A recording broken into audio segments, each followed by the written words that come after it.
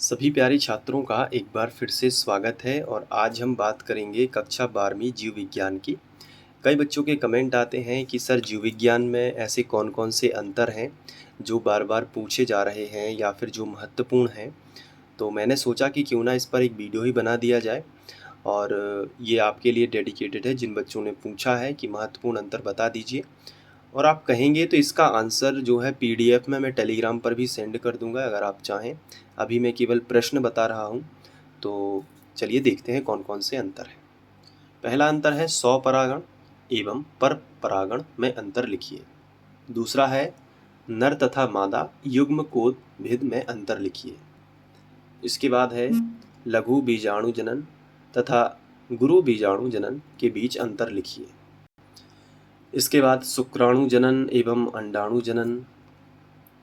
इसके बाद आनुवांशिकता एवं भिन्नताओं, इनमें भी अंतर पूछा जाता है।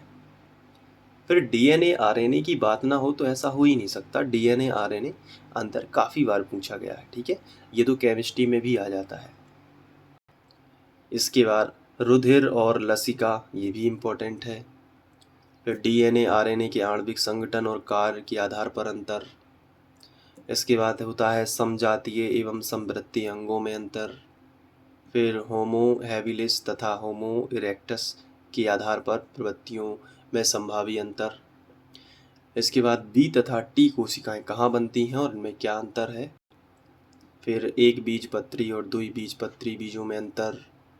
फिर आता है वायु परागित पुष्प और कीट परागित पुष्प में अंतर। अंडकोशिका तथा शुक्राणु में प्रमुख अंतर।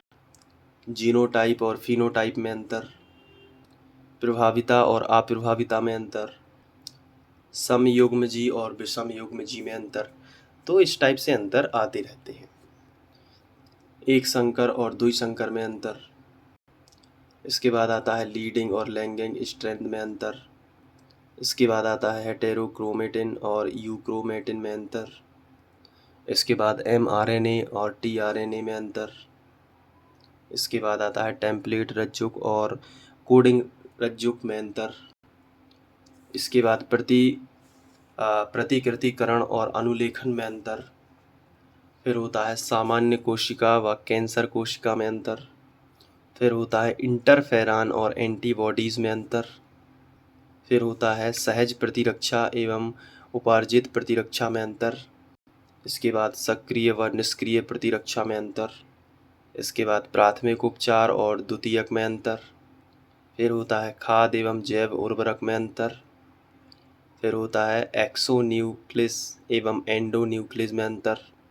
तो ये सारे के सारे 30 महत्वपूर्ण प्रश्न हैं जो आपको अच्छे से करना है, खासकर त्रैमासिक परीक्षा के लिए।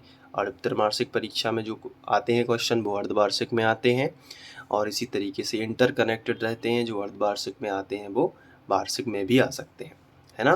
तो इसलिए सारे इम्पोर्टेंट रहेंगे और आप बायोलॉजी के नोट्स भी ले सकते हैं। प्रॉपर नोट्स बनाए गए हैं। इसके लिए आपको जो है हमारी वेबसाइट sandeepkharennotes.com पर विजिट करना है, वहाँ से आप नोट्स ले सकते हैं। तो ये सारे के सारे हैं, स्क्रीनशॉट ले लो अच्छे से। मैं शुरू से दिखा देता हूँ।